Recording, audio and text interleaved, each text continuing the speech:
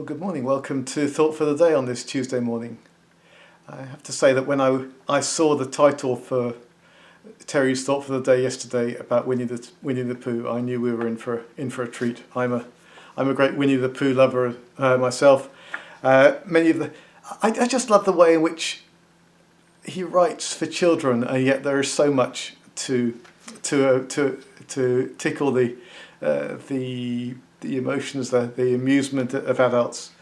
Lines from Winnie-the-Pooh have become sayings within us and within our house. One of the ones I love is when Pooh was stuck up a tree with a balloon, and Christopher Robin was trying to rescue him by shooting the balloon with his pop gun, Christopher Robin gets his pop gun out and he shoots out, and Pooh says, "Ow!" And Christopher Robin says, "Well, did I miss?" And Pooh's response, "You didn't exactly miss, but you missed the balloon." And "you didn't exactly miss" is just one of those sayings that's just stuck with me. And there are so many of them, aren't there? "Oh, bear, how I do love you," says Christopher Robin. And Pooh says wonderfully ambiguously, "So do I," said Pooh. But Terry said that, and that was what really tickled my fancy, was that he'd found the gospel in Winnie-the-Pooh. And it is, isn't it, a beautiful picture of a friendly environment. They deal with problems, but they deal with it in such a friendly way.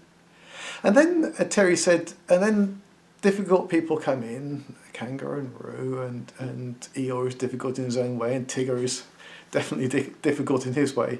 And Terry said, "Oh, and they never asked them to change."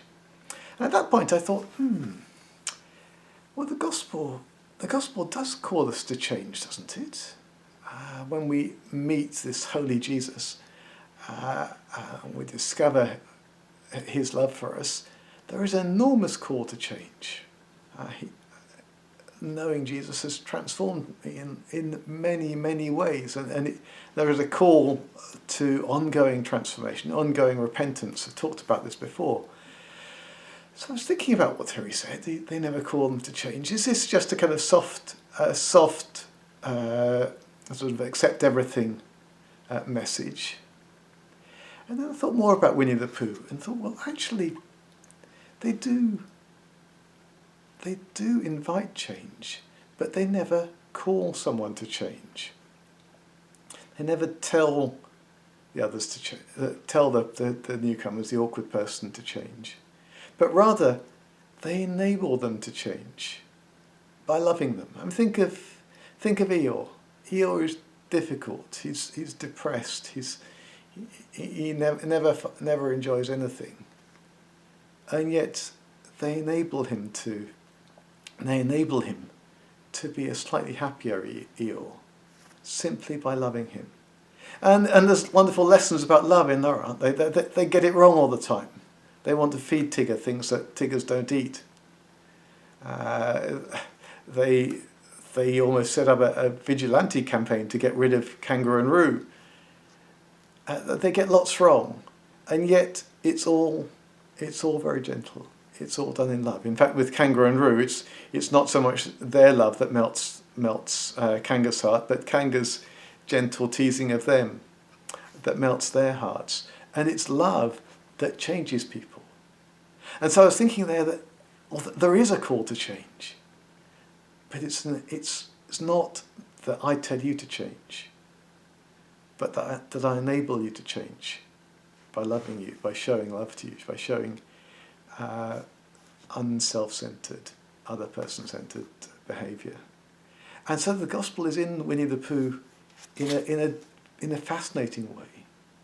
And although they don't tell others to change, there is an invitation to change and to become more like this wonderful society which we see in Winnie-the-Pooh. And that's what the church should be like, isn't it?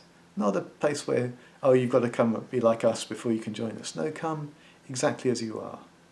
Discover the love that we've received from Jesus. Let that change you from the inside out. I think that's what we find in Winnie-the-Pooh too. So I hope you have a good day, and I'll speak to you again on Friday. God bless.